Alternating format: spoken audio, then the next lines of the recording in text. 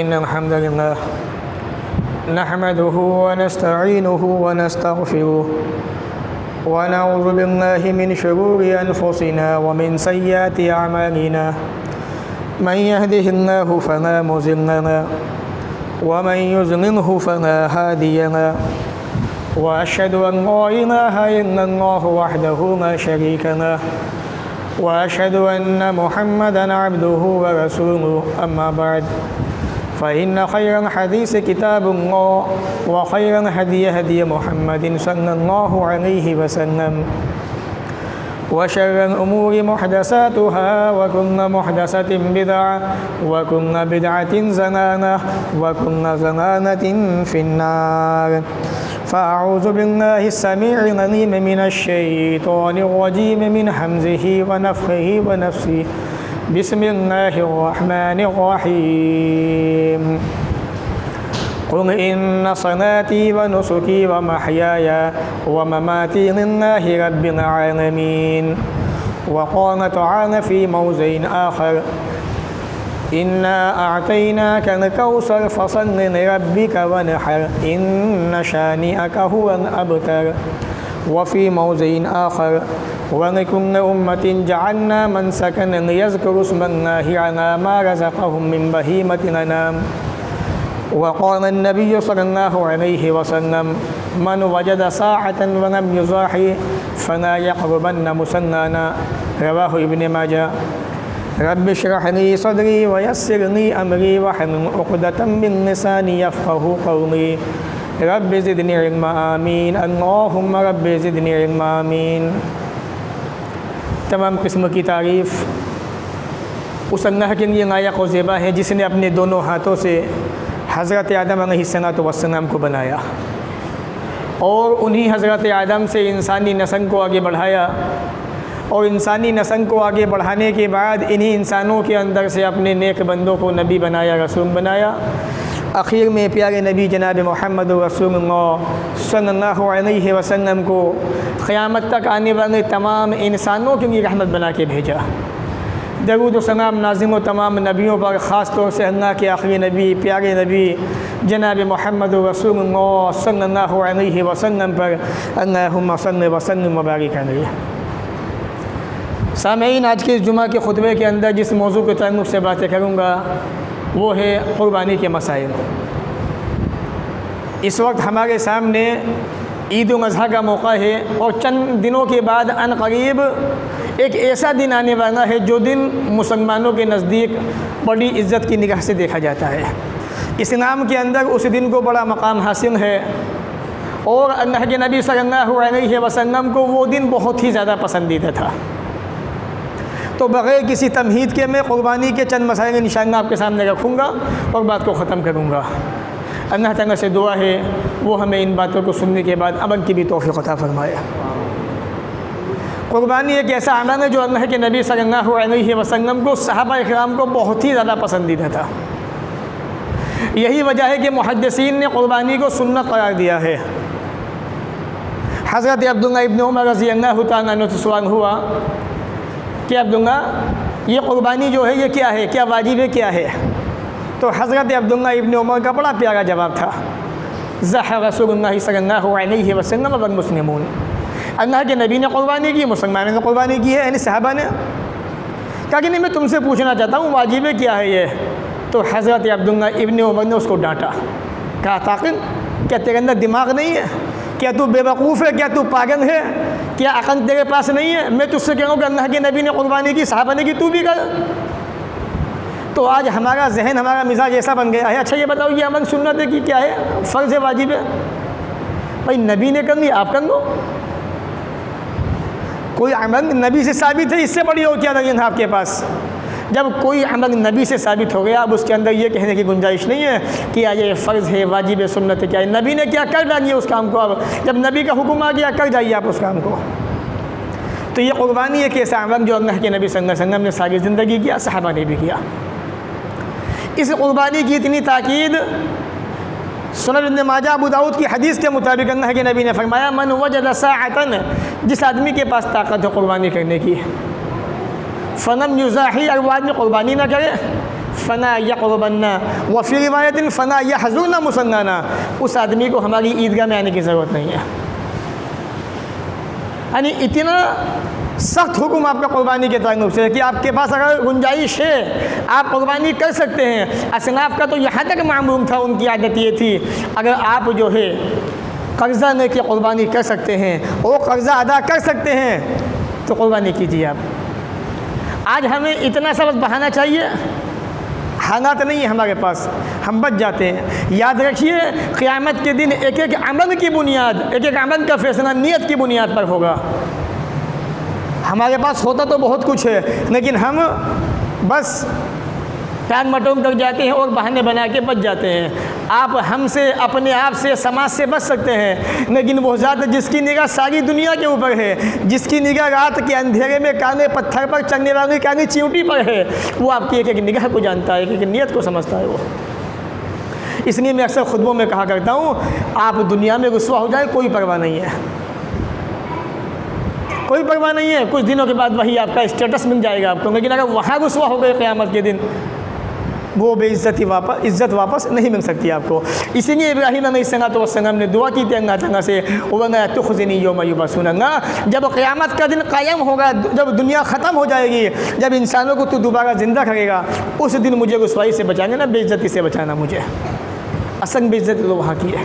बहरहाल अगर आपके पास ताकत है कुर्बानी की, और मैं तो ये कहता हूँ अगर आप मंथली 15,000 कमा सकते हैं, कमाते हैं, तो कुर्बानी कीजिए आप।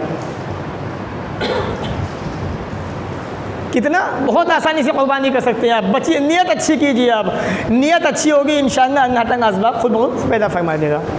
एक हदीस में आता है जिसको इमाम अबू दाऊद ने किताबुल ज़हिया के अंदर रिवायत किया है, फरमाते हैं कि अल्लाह के नबी ने फरमाया, या अय्युहन्नास इन्ना अनाकुम अहल बैतिन फ़ीकुम आमिन उज़हिया, ऐ लोगों हर साल कुर्बानी किया करो, हर साल कुर्बानी किया करो। एक बहुत लंबा वक्फ़ा आपके पास है, 12 महीने होते हैं साल के अंदर। अगर आप जो है कमाते भी ज़्यादा नहीं है, 10,000 ही कमाते हैं, 15,000 कमाते हैं, हर महीने के अंदर से थोड़ा थोड़ा आप इस नियत से निकालने ज़रा ज़रा था कि इंशाअल्लाह कुर्बानी मुझे करनी है, तो 12 महीने में इतना आपका इंतज़ाम हो जाएगा कि आप कुर्बानी कर सकते हैं। लेकिन हमारी नियतें ऐसी हो चुकी हैं, बस अल्लाह रहम फरमाए। बहरहाल हर मुसलमान को कुर्बानी करनी चाहिए। हज़रत अनस कहते हैं रज़ियल्लाहु तआला अन्हु, भाई अल्लाह के रसूल के पास क्या था, कभी भी एक दिन ऐसा नहीं गुजरा कि अल्लाह के नबी सल्लल्लाहु अलैहि वसल्लम के घर के अंदर पैसा रखा हुआ हो। और 23 साल की मुद्दत में कभी आपने ज़कात दी हो तो बता दो, एक साल ऐसा बता दो कि अल्लाह के नबी ने ज़कात दी थी। आपने था ही नहीं, ज़कात कहाँ से देते, आप तो रोज़ाना खर्च कर दिया करते थे, ये आपका मामूम था, ये आपकी आदत थी। हम रखते हैं सेहत के बचा बचा के, लेकिन उसके बावजूद साहबी कहते हैं ज़हन नबी सल्लल्लाहु अलैहि वसल्लम बेकबशैन अमलहैन अक़रनैन वाना उज़ाही बेकबशैन, रवाहुल बुखारी फ़ी किताब अज़ाही, कि मैं और अल्लाह के नबी सल्लल्लाहु अलैहि वसल्लम 2 मेंढे ज़बह किया करते थे। अल्लाह के नबी 2 मेंढे ज़बह कर गए अपने हाथ से। आप ज़रा देखें, रोज़ाना का मामूम था कि आपके घर में कुछ भी आता सदका खैरात कर दिया करते थे। उसके बावजूद भी अल्लाह रब्बुल आलमीन ने ऐसे इंतज़ाम अल्लाह कर दिया करता था कि आप कुर्बानी आसानी से कर लिया करते थे। नियतें अच्छी हो, नियतें साफ़ हो, सब कुछ दुरुस्त है। इसलिए अल्लाह ने कुरान में कहा सूरह अनआम के अंदर, कुल ए नबी आप कह दीजिए इन्ना सलाती व नुसुकी व महयाया व ममाती लिल्लाहि रब्बिल आलमीन ला शरीका लह, बेशक मेरी नमाज़ें व नुसुकी मेरी तमाम इबादतें, मेरी क़ुर्बानी, व महयाया मेरी ये ज़िंदगी, व ममाती मेरी मौत जो मैं जब आएगी, जब मैं मरूँगा दुनिया से जाऊँगा, लिल्लाहि उस अल्लाह के लिए है, रब्बिल आलमीन जो सारे जहानों का रब है। आज तो हम ज़रा सी बातों पे हक़, अच्छा हमारी चीज़ है ये, हम है ये, हमने ऐसा किया है, हमारी चीज़ है ये। वक्ती तौर पे अल्लाह ने उसको आपका मालिक बनाया है। आपकी मौत के बाद वो आपकी औलाद की है, उनकी मौत के बाद उनकी औलाद की है। ये सिलसिला चलता रहेगा, किसी एक हाथ में वो चीज़ टिक नहीं सकती है। ये दुनिया भी ऐसी अल्लाह ने बनाई है, ये भी अल्लाह ने वक्ती तौर पे इंसान को उसका मालिक बना दिया है। लेकिन एक के बाद एक आता रहता है, जाता रहता है, एक दिन आएगा सब कुछ ख़त्म हो जाएगा, वही ज़ात बाकी रहेगी। तो अल्लाह के नबी ने कुर्बानी की, आप भी कीजिए। ए नबी कह दीजिए मेरी कुर्बानियाँ, मेरी इबादतें, मेरा मरना जीना सब अल्लाह के लिए है। एक जगह अल्लाह ने फरमाया फ़सल्ले, नमाज़ पढ़िए रब का, अपने रब के लिए बना कुर्बानी कीजिए। यानी खालिस अल्लाह की रज़ा के लिए होनी चाहिए। मेरे भाइयों, कभी जहन के अंदर ये बात नहीं आनी चाहिए कि मेरा जो पड़ोसी है था तो बहुत अच्छा, ताल्लुकात अच्छे थे, मेरी उससे बनती नहीं है, इस तरह के हालात। अच्छा, उसने इतना ख़रीदा, कुछ भी हो जाए, चाहे मुझे डूबना पड़े कर्जे के अंदर, चाहे कुछ भी हो जाए, उससे अच्छा जानवर लेके आना है, उसको नीचे दिखाना है समाज के अंदर। उसको नीचा ना दिखाओ, अल्लाह की निगाह में अपने आप को ऊँचा बनाओ। तो ये कुर्बानी खालिस अल्लाह की रज़ा की नियत होनी चाहिए इसके अंदर, वरना आप इतने पैसे भी खर्च करें और असल मकसद भी हासिल ना हो तो हमसे बड़ा बदनसीब कौन होगा?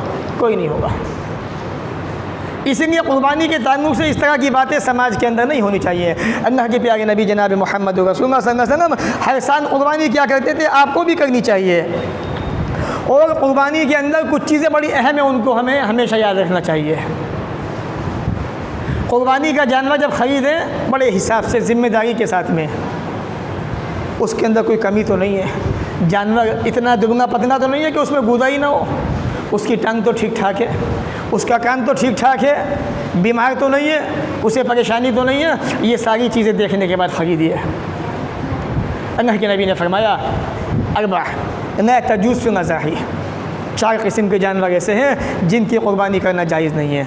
आपने फरमाया वन्नरीज़ बय्यिनुन मरज़ुहा, ऐसा बीमार जानवर जिसकी बीमारी बिल्कुल वाज़ेह हो, दिख जाता है जानवर बीमार है, चलना फिरना नहीं चल पाता है, बीमार है, दिखाई दे रहा है, उदास है बहुत ज़्यादा, चल नहीं पा रहा है, तो हमें जानवर को ख़रीदते वक्त उसको चला के देखना चाहिए कैसे जानवर भाग रहा है, दौड़ रहा है, चल रहा है, उसके अंदर चुस्ती फुर्ती है कि नहीं है। आगे आप फरमाते हैं अन औरा बय्यिनुन औरहा, उसकी आँख तो ठीक ठाक है, काना तो नहीं है आँख का, आँख उसकी फूटी हुई तो नहीं है। ऐब जानवर से अल्लाह के नबी ने मना फरमाया कि जानवर के अंदर ये ऐब नहीं होना चाहिए। आगे आप फरमाते हैं वन अर्जाउ बय्यिनुन ज़ंगुहा, उसकी टांग के अंदर कमी नहीं होनी चाहिए, टांग ठीक ठाक होनी चाहिए कि उसकी चलते हुए टांग का नंगापन दिखाई दे जाए, इसका भी ध्यान रखा जाए। वन कसीर उंगतिना तुलकी, और इतना कमज़ोर ना हो जानवर कि उसकी बॉडी के अंदर कोई गूदा ही ना हो, बिल्कुल चिपका हुआ हो, हड्डी हड्डी दिखाई दे उसकी, ऐसे जानवर से अल्लाह के नबी ने मना फरमाया इनकी कुर्बानी ना की जाए।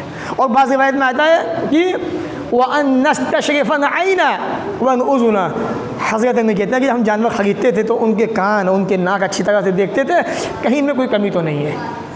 अभी आपके पास 4 दिन का वक्त बाकी है, 5 दिन का, तो इन 4-5 दिनों के अंदर जो भी आप जानवर ख़रीदें बहुत अच्छी तरीके से देखभाल करने के बाद, कहीं ऐसा ना हो कि आने के बाद जो है आपको बाद में पछताना पड़े और आप उसको बेच भी ना पाएँ और ख़रीदने के लिए आपके पास पैसे भी ना हो। एक आखिरी बात कुर्बानी के ताल्लुक़ से बड़ी अहम, अल्लाह के नबी ने फरमाया, हदीस सही मुस्लिम किताब अज़ाही के अंदर मौजूद है, न तज़बहु न मुसिन्ना, जानवर दाता हुआ ही कुर्बान करना चाहिए। 2 दांता, मुसिन्ना कहते हैं 2 दांते जानवर को जो एक साल मुकम्मल करके दूसरे साल में दाखिल हो चुका हो और अपने सामने के 2 दांत निकाल चुका हो। न तज़बहु न मुसिन्ना, 2 दांता जानवर की ज़बह करो। इन अय्युसरअलैकुम, हाँ अगर ऐसा जानवर मिलना मुश्किल हो जाए, फ़तज़बहु जज़अतन मिनज़्ज़ान, तो भेड़ का, याद रखिएगा आज लोग बहाने बनाते हैं, बहाने तलाशते हैं, वो बहाने बना के अपना ही नुकसान करते हैं। फ़तज़बहु जज़अतन मिनज़्ज़ान, तो वो 1 साल का भेड़ का बच्चा कुर्बान कर सकते हैं। किसका बच्चा? भेड़ का, बकरी का नहीं। लोग कहते हैं कि मियाँ हमारा तो घर का पना हुआ बच्चा है, काफ़ी तंदुरुस्त है, मोटा ताज़ा है, बकरी का 1 साल का हो गया है, नहीं चलेगा। अल्लाह के नबी ने मना कर दिया, नहीं चलेगा। 1.5 साल का ही क्यों ना हो जाएगा, दांत नहीं निकले उसके तो नहीं चलेगा कुर्बानी के अंदर। इसकी दलील भी इंशाअल्लाह मैं आपको दूंगा, अभी घबराइए मत आप। तो याद रखिए अगर ऐसा जानवर मिलना मुश्किल हो जाए जिसकी जो है मतलब 2 दांता हुआ ना हो, तो फिर अगर आपके पास भेड़ का 1 साल का बच्चा है तो आप उसकी कुर्बानी कर सकते हैं। लेकिन मैं समझता हूँ कि आज हमारा समाज जो है ये हमारे जो हालात है, आज के वक्त में कोई सा जानवर ऐसा नहीं है जिसको आप ना ख़रीद सकते हो, हर जानवर आपको आसानी से मिल सकता है। अब मैं आपको चलता हूँ उस तरफ कि बकरी का 1 साल का बकरा कुर्बान करना चाहिए कि नहीं, क्यों नहीं करना चाहिए, उसकी वजह भी क्या है। आइए, ईद उल अज़हा का मौका है, अल्लाह के नबी सल्लल्लाहु अलैहि वसल्लम ने सलाम फेरा, हदीस सही बुखारी किताबों अज़ाही के अंदर हदीस नंबर आप जो है 5545 से 5560 तक पढ़ जाइए आपको कई हदीसें मिलेंगी इंशाअल्लाह। हज़रत अबू बकर रज़ी अल्लाह तआला अन्हु ने नमाज ईद से पहले कुर्बानी कर दी। ध्यान रखिएगा मेरी बात पर, ईद की नमाज से पहले आपने कुर्बानी कर दी। अल्लाह के नबी ने सलाम फेरा तो आपकी निगाह गोश्त पे पड़ी, तो आपने कहा ये क्या है? तो सहाबी कहते अल्लाह के नबी सल्लल्लाहु अलैहि वसल्लम ये मेरे जानवर क्या गोश्त है, मैंने कुर्बानी कर दी है इसकी,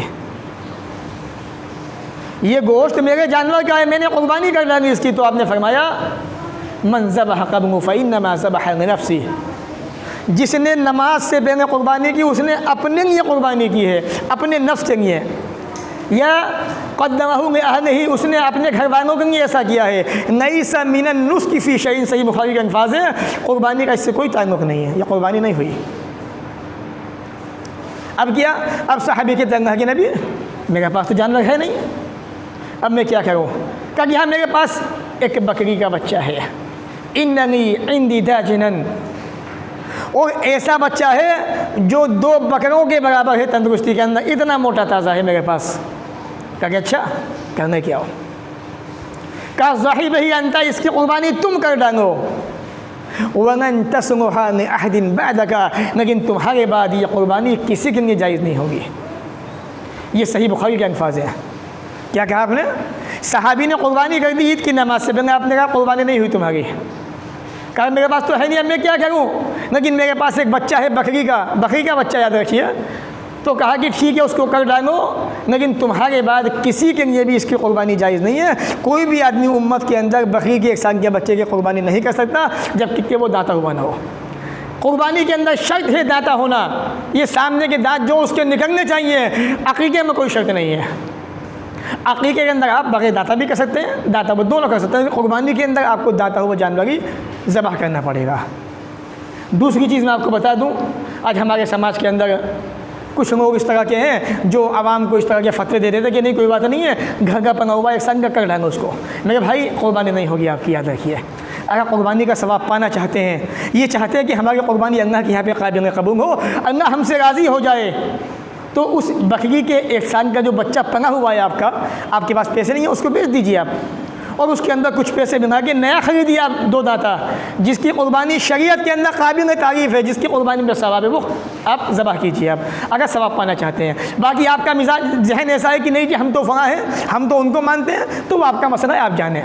मेरे नबी का मसला क्या था, अल्लाह के रसूल की हदीस क्या, वो मैंने आपके सामने रख दी। दूसरी चीज़, आखिरी चीज़, कि ये जो समाज के अंदर एक गलतफहमी फैलाई गई है ना कि आप ये गांव है, हम गांव के अंदर रहते हैं, ईद की नमाज से पहले जानवर ज़बह कर सकते हैं, कुर्बानी हो जाएगी। याद रखिए, अल्लाह की कसम, गांव हो, शहर हो, देहात हो, कुछ भी हो, हर इंसान को कुर्बानी ईद की नमाज के बाद ही करनी है। भाई उस सहाबी ने कुर्बानी की थी, अल्लाह के नबी ने मना कर दिया कि आपकी कुर्बानी नहीं हुई। तो कुर्बानी जो असल है, दलील क्या है इसकी? सही बुखारी की हदीस। अब आयत देखिए कुरान की, फ़सल रब्बी का वनहर, ए नबी अपने रब की नमाज़ पढ़िए और कुर्बानी कीजिए। अल्लाह ने पहले नमाज का जिक्र किया है, बाद में कुर्बानी का, यानी पहले नमाज़ पढ़नी है आपको, बाद में कुर्बानी है। और कुरान जो है इसकी हर आयत हर इंसान के लिए, हर मुसलमान के लिए है, चाहे वो गाँव के अंदर हो, चाहे शहर में हो, चाहे देहात में हो। ऐसा नहीं है कि देहात के मुसलमान जो है उनका हुक्म अलग है, शहर नहीं, सबका हुक्म एक है। जैसे नमाज हम पढ़ते हैं ऐसे वो पढ़ेंगे, जैसे अजान हम देते हैं ऐसे अजान वो देंगे, जैसे ईद की नमाज हम पढ़ते हैं ऐसे वो भी पढ़ेंगे, जैसे रमज़ान के रोज़े हम रखते हैं वो भी रखेंगे। तो शरीयत का हुक्म सबके लिए एक है, ऐसा नहीं है कि देहात का हुक्म अलग है, शहर का नहीं। तो याद रखिए, कुर्बानी ईद की नमाज के बाद ही कीजिए अगर आप सुन्नत को हासिल करना चाहते हैं, सवाब पाना चाहते हैं। जब सहाबी ने ईद की नमाज के बाद कुर्बानी की, अल्लाह के नबी ने कहा, सही बुखारी की हदीस है, वमन ज़बह बाद सना, जिसने ईद की नमाज के बाद कुर्बानी की, फ़क़द तम्म सुन्नत मुस्लिमीन या वासाब सुन्नतना, उसने मुसलमानों की या हमारी सुन्नत को हासिल कर लिया। तो ये थे मुख्तसर ईद के ताल्लुक़ से चंद मसाइल। अल्लाह ताला से दुआ है वो हमें आपको इन बातों को सुनने के बाद अमल की भी तौफ़ीक़ अता फ़रमाए। बाकी कोई मसला आपके जहन में हो जो मैंने बयान ना किया हो या आपके जहन में कोई इश्काल हो तो इंशाअल्लाह नमाज के बाद पूछ लीजिएगा, सवाल कर लीजिएगा। अल्लाह ताला हमें भी आपको भी नेक अमल की तौफ़ीक़ अता फ़रमाए, जब तक दुनिया में रखे, इज़्ज़त से रखे, ख़ात्मा भी हो तो ईमान पर हो। व आख़िरु दावाना अनिल हम्दुलिल्लाहि रब्बिल आलमीन।